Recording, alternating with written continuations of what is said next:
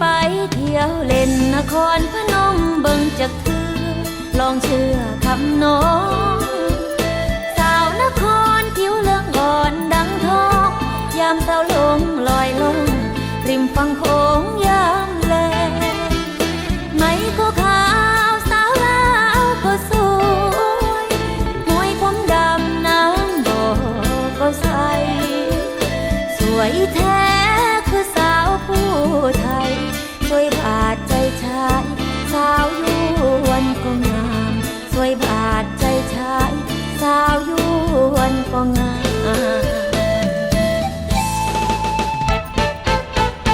ของเจ้าเอ๋ยไหลหลังดังน้ำใจชาวอีสานคงมันเลิศล้ำหากแม้นใครไปพบเจ้างามคำคำจะอีก็งามมุกดาหารยอดพระทุมข้าอุเทนหรือจะเป็นหาแก่สวยจริงเมื่อสาวเจ้าเรนูหน้าหวานสาวดอนตาลก็น่าดูสวยเด่นงามรู้สาวเธอพนมสวยเด่นงามรู้ผู้สาวเธอ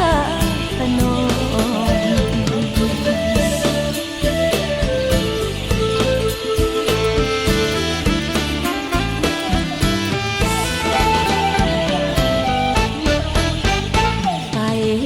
นครพนมกับน้องบ่อยากให้อาย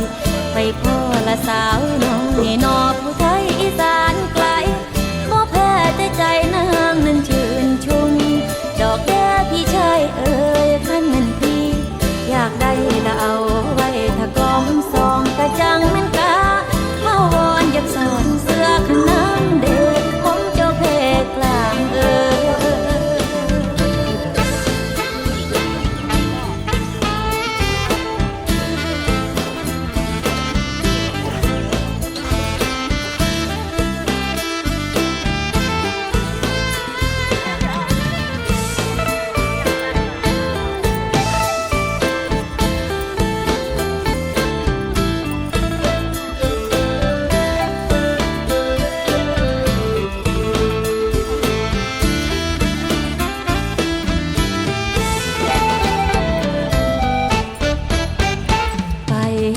นครพนมกับน้องบ่อยากให้อาย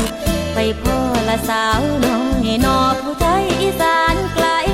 บ่แพ้แต่ใจนางนั้นชื่นชุมดอกแก้พี่ชายเอ่ยคันแม่นพี่อยากได้ละเอาไว้ถ้ากล้อมซองกระจังแม่นกาเมาวอนอยากสอนเสื้อขนามเด็กผมเจ้าเพ